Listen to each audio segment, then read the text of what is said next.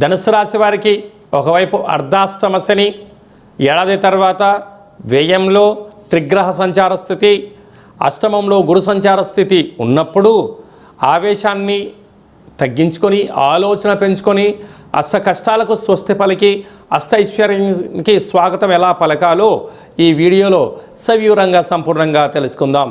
ధనుసు రాశిలో ఏ నక్షత్రాలు వస్తాయనగా మూలా నక్షత్రంలోని 4 పాదాలు, పూర్వాషాఢ నక్షత్రంలోని 4 పాదాలు, ఉత్తరాషాఢ నక్షత్రంలోని 1 పాదం కలిపితే ధనుసు రాశి.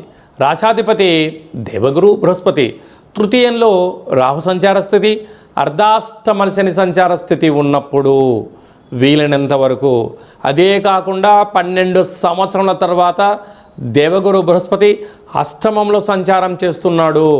ఇలాంటి కాల సమయంలో ఓపిక, పట్టుదల, సహనము, సమయస్ఫూర్తిగా ఉండగలిగితే జీవన విధానము రాబోయే కాలము బంగారు భవిష్యత్తు రోజులుగా ఉంటాయి.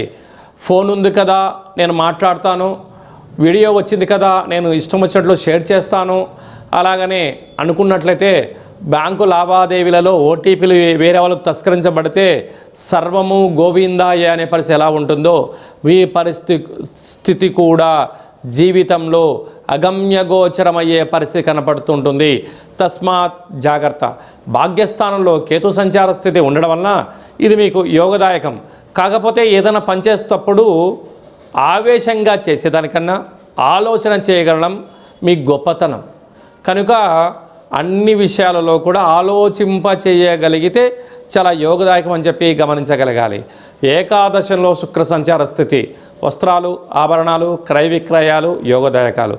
వ్యయంలో ఆత్మకారకుడు రవి, రుణరోగ శత్రుకారకుడు కుజుడు, బుద్ధికారకుడు బుధుడు సంచారం చేయడం వలన అనేక రకాలైన ఆరోగ్య సమస్యలు, అనారోగ్యమైన ఇబ్బందులు, అనేక రకాలమైనటువంటి వస్తువులు పోగొట్టుకోవడము, ఇంటిలో వ్యవస్థలో సంస్థలలో లేనిపోని నిందలకు గురి చేసే పరిస్థితి అధికంగా ఉంటుంది.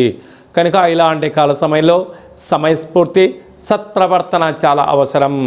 ఇలాంటి కాల సమయంలో శనగపప్పుతో కూడుకున్నటువంటి పిండితో దీపాన్ని ఏర్పాటు చేసుకోవడం, కుదరలేదు కూష్మాండ దీపాన్ని ఏర్పాటు చేసుకోవడము, సంపూర్ణమైన బొబ్బలను విశేషమైనటువంటి భక్షాలను భగవంతుడికి నైవేద్యంగా ఏర్పాటు చేసి ఆ శనగపప్పుతో కూడుకున్నటువంటి పదార్థములను లేకపోతే తెల్లటి నువ్వులతో చేసిన ఉండలను నైవేద్యంగా ఏర్పాటు చేసి ఈ యొక్క కూష్మాండ దీపాన్ని, ఈ యొక్క తెల్లటి ఉండలను భగవంతుడికి నైవేద్యంగా ఏర్పాటు చేసి బ్రాహ్మణుడికి దానం ఇవ్వడం వలన గ్రహదోషం తొలగి ఐశ్వర్యం